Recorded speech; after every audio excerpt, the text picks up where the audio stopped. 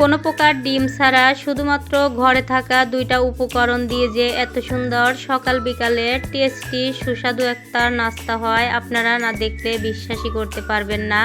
Hello বন্ধুরা, আসসালামু আলাইকুম, welcome back to my channel. আপনারা সবাই কেমন আছেন? আশা করি যে যেখানে আছেন অনেক অনেক ভালো আছেন। আমিও আলহামদুলিল্লাহ ভালো আছি। আজকে আমি আপনাদের মাঝে শুধুমাত্র দুইটা ঘরে থাকা উপকরণ দিয়ে সুন্দর একটা নাস্তা রেসিপি বানিয়ে দেখাবো। তবে চলুন দেরি না করে মূল রেসিপিটি শুরু করা যাক।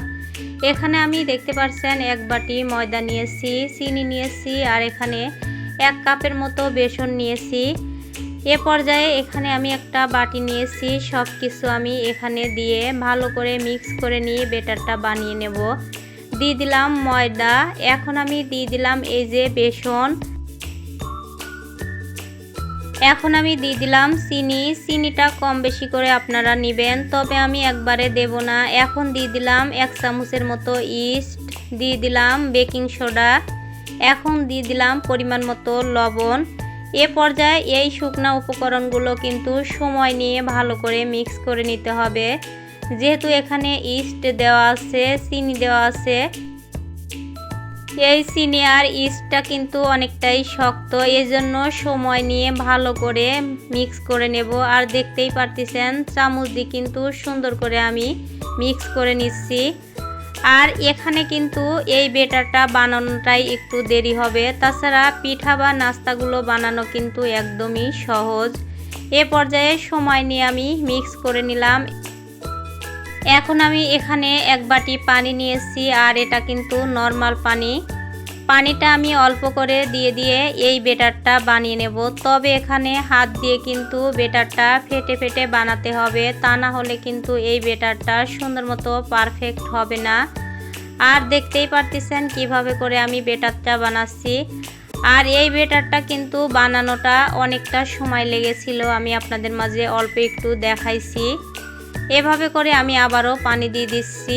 আর এই ব্যাটারটা কিন্তু তেল পিঠা বা পোয়া পিঠা যেভাবে আমরা বানিয়ে থাকি ওভাবে করেই বানাতে হবে। আর দেখতেই পারতেছেন কতটা সুন্দর করে ফেটে ফেটে আমি মেখে নিচ্ছি বা বানিয়ে নিচ্ছি।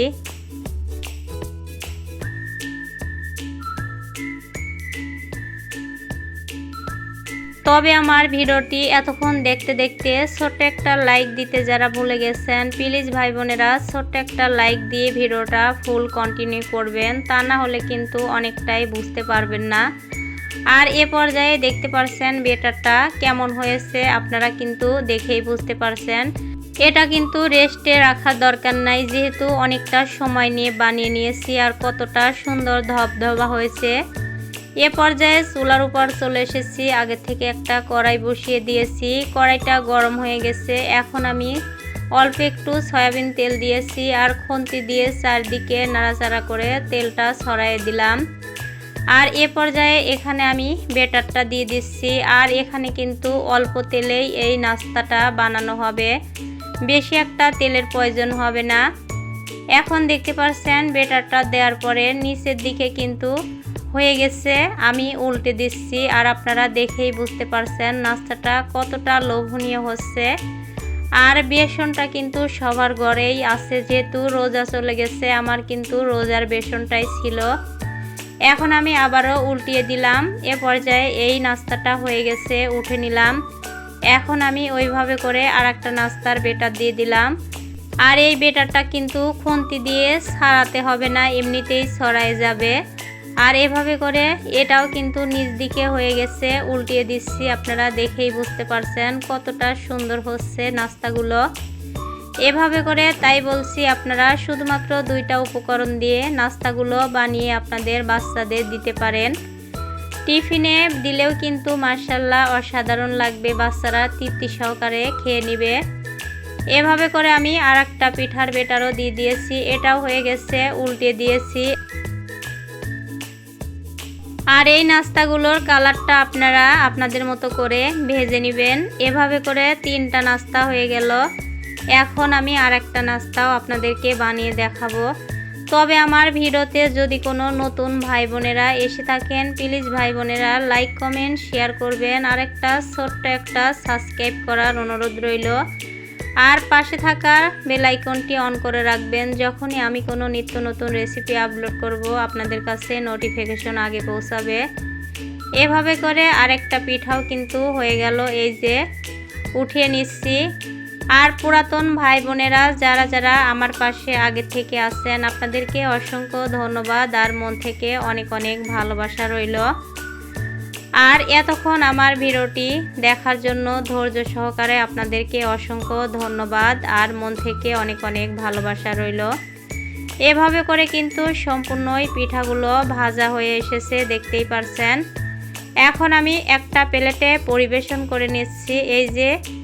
আর মাশাআল্লাহ দুর্দান্ত একটা কালার এসেছে, খেতেও কিন্তু অসম্ভব লোভনীয় ছিল। এটা কিন্তু সকাল বিকালে চায়ের সাথে রাখতে পারেন। অনেক সময় বাচ্চারাও কিন্তু বায়না ধরে নতুন নতুন নাস্তা বানানোর জন্য। তবে ঘরে থাকা উপকরণ দিয়ে অল্প সময়ে ঝটপট এই ধরনের নাস্তাগুলো বানিয়ে নেওয়া যায়।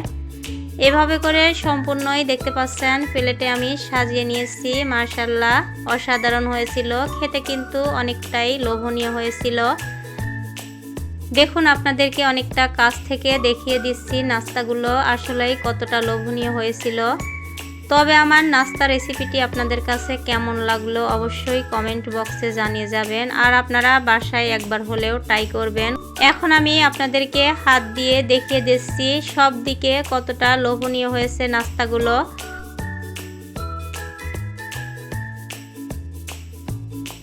আবারও বলতেছি, নতুন কোনো ভাই বোনেরা আসলে প্লিজ আমাকে সাপোর্ট করবেন, আমার পাশে থাকবেন। আমিও ইনশাল্লাহ আপনাদের পাশে অবশ্যই আছি। এখন আমি আপনাদেরকে একটা ছিঁড়ে দেখাচ্ছি ভিতরটা কতটা লোভনীয় হয়েছে, দেখেই বুঝতে পারছেন। অনেকটাই সফট হয়েছিল কিন্তু নরম ফুলকো।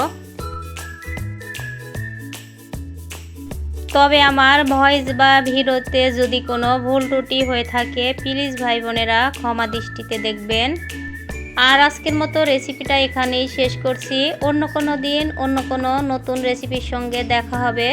ততক্ষণে সবাই ভালো থাকবেন, সুস্থ থাকবেন। আল্লাহ হাফেজ, আসসালামু আলাইকুম।